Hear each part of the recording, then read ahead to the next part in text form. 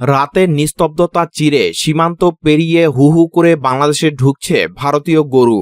যে গরুকে ওপারে গোমাতা হিসেবে পরম ভক্তি করে পূজা করা হয়, ঠিক সেই গরুই আজ রাতের অন্ধকারে কাঁটাতার পেরিয়ে কেন দলে দলে আশ্রে পড়েছে বাংলার মাটিতে।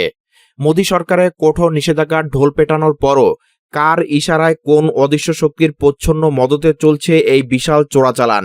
আজকের এই বিশেষ প্রতিবেদনে আমরা ফাঁস করতে যাচ্ছি গোমাতা নিয়ে ভারতের সেই গোপন খেলা এবং এর নেপথ্যের কিছু নির্মম সত্য, যা হয়তো আপনার কল্পনাকেও হার মানাবে।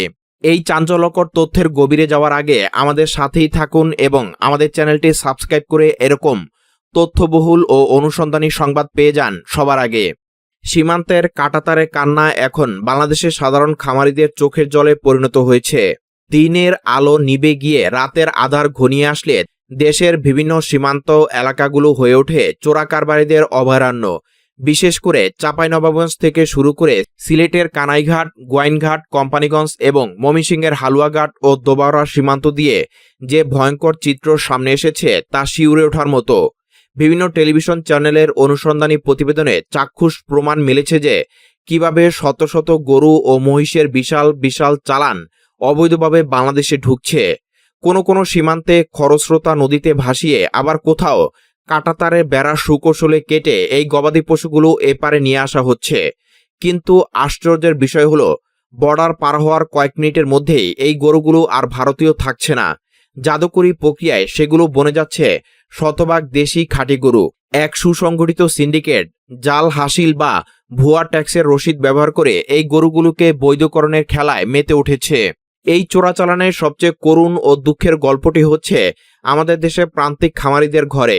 কোরবানির ঈদকে সামনে রেখে সারা বছর ধরে অনেক স্বপ্ন নিয়ে বাংলাদেশের লাখ লাখ খামারি গরু লালন পালন করেন। গোখাদ্যের আকাশ ছোঁয়া দাম, ওষুধের খরচ, বিদ্যুৎ বিল এবং দিনরাত হাড়ভাঙা খাটুনির পর তারা অপেক্ষায় থাকেন পশুর হাটে ন্যায্য দাম পেয়ে ঋণ শোধ করার। কিন্তু হাটে গিয়ে তাদের মাথায় যেন বিনা মেঘে বজ্রপাত হচ্ছে।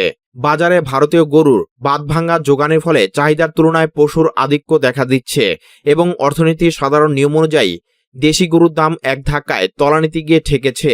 যেখানে একটি মাঝারি বা বড় গরু লালন পালনে একজন খামারি লাখ টাকার উপরে খরচ করছেন, সেখানে ভারতীয় গরুর ভিড়ে তারা উৎপাদন খরচটুকু তুলতে পারছেন না। হাজার হাজার খামারি এখন সর্বস্বান্ত হওয়ার পথে। তাদের চোখের জল আর দীর্ঘশ্বাসে ভারী হয়ে উঠেছে পশুর হাটগুলো। এখন প্রশ্ন জাগতে পারে, হঠাৎ কেন ভারত থেকে এভাবে গরুর ঢল নামলো?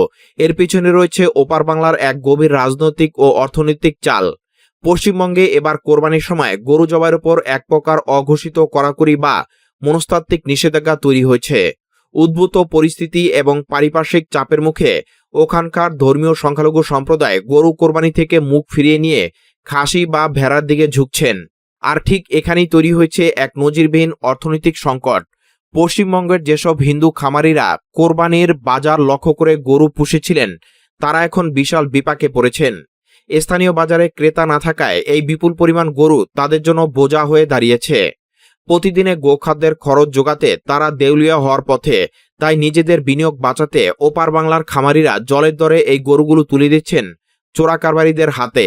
এই পুরো ঘটনা প্রবাহে ভারতের সীমান্তরক্ষী বাহিনী বিএসএফ এবং সে দেশের রাজনৈতিক মহলের সদিচ্ছা নিয়ে বড় ধরনের প্রশ্ন উঠেছে। যে দেশে গরুকে গোমাতা বলে সম্মান করা হয় এবং রপ্তানিতে কঠোর নিষেধাজ্ঞা রয়েছে, সেখানে হাজার হাজার গরু কিভাবে কাঁটাতার পার হয়? বিশেষজ্ঞদের মতে বিএসএফ বা স্থানীয় প্রশাসনের পরোক্ষ সমর্থন ছাড়া ট্রাকের উপর ট্রাক গরু পারাপার অসম্ভব। অর্থাৎ নিজেদের অর্থনীতি বাঁচাতে এবং খামারিদের লোকসান ঠেকানোর জন্য তারা বাংলাদেশের অর্থনীতিকে ধ্বংস করতেও দ্বিধাবোধ করছে না। ওপারে যা মূল্যহীন, এপারে তা পুষিন করে কোটি কোটি কালো টাকা হাতিয়ে নিচ্ছে সিন্ডিকেটগুলো। এই পরিস্থিতি যদি এখনই শক্ত হাতে নিয়ন্ত্রণ করা না যায়, তবে বাংলাদেশের তিলে তিলে গড়ে ওঠা পানি সম্পদ খাত দীর্ঘস্থায়ী সংকটে পড়বে এবং মাংস উৎপাদনে স্বয়ংসম্পূর্ণ হওয়ার স্বপ্ন ধূলিসাৎ হয়ে যাবে। আমাদের দেশি খামারিদের বাঁচাতে হলে শুধু প্রশাসন নয়, সাধারণ ক্রেতাদেরও সচেতন হতে হবে এবং দেশি গরু কেনার সংকল্প নিতে হবে। ওপার বাংলার রাজনৈতিক চাল আর এপার বাংলার খামারিদের এই অসহায়ত্ব নিয়ে আপনার কি মত? কমেন্ট বক্সে আমাদের জানান।